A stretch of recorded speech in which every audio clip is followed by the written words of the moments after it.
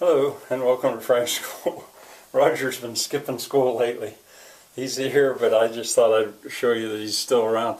Boots is outside, and the winter she'll come in, I hope. Okay, this is the welcome to Frank's School, 35th day. The two videos that are coming next today are going to be of the palace at Bussaco and also of the woods, the park around there.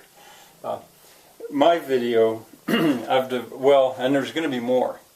My video, it would be number 2, is of the palace, pretty much just of the palace. So let me talk about it first. There's also a convent at this palace, and this was in passing. I should say that maybe now, that Shirley and I did not mean to go to the palace. I mean, we weren't going to avoid it, but that was not why we went to Bussaco. I'll tell you why we went to Bussaco in a little bit. But anyway, there is a palace there. It's a 5-star hotel.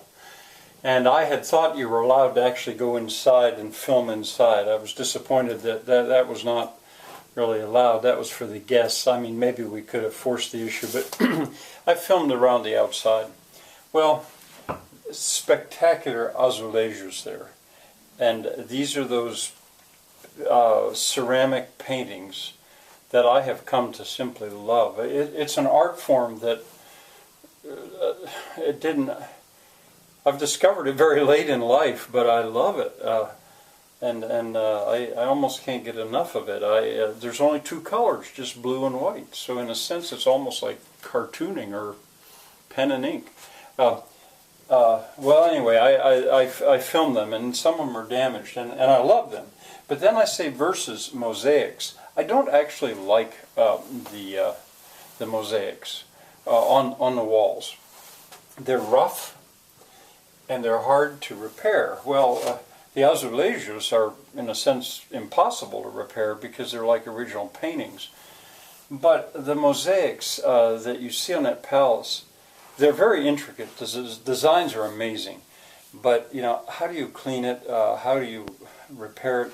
I'm just not real fond of that. Now, as paving, as has been apparent in this whole tour, the paving in Portugal is just wonderful.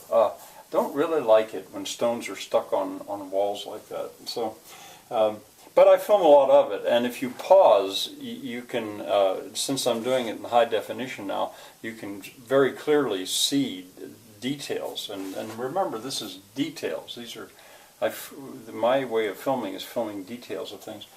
The tapered brick arches, I didn't comment on them, I don't think, as I filmed, but I would like you to notice them. They're not only an arch like a semicircular arch, they're also tapered. That's pretty tricky work.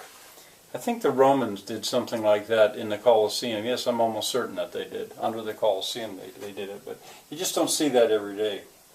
Now, when you get over to the third video, which is Shirley's slideshow that she put together of the still photos that she took not only at the palace but also in the woods, there you will see a parterre. I filmed the parterre as well. You'll see that tomorrow, or in the next one. My filming of the parterre. What a parterre! That's that level garden with all the little tiny hedges and flowers. What a wonder! Those I discovered, I think, for the first time. Maybe the very first time I was in Lisbon, or the second. And I've come to love them ever since. I'm not sure where I've ever seen finer ones than in Portugal. You'll see in one case, a tree that's collapsed right on a building, and it was left there. Well, in my video, I comment on that, the one tomorrow, or the next time.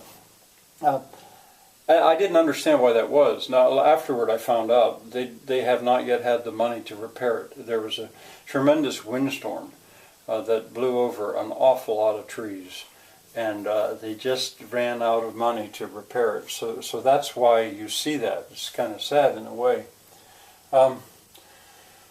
Okay, and then maybe finally I'll say something about the Fonte Fria.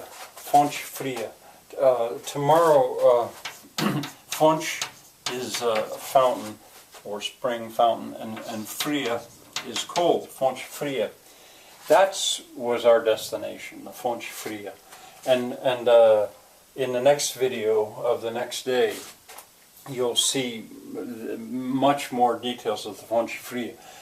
But you will see a few pictures of it too, since Shirley's since Shirley's slideshow puts all of this stuff together. The Fonte Fria is a double stairs with a fountain coming down the middle of it, and it's falling water in Portugal. But for joy, this does not have a religious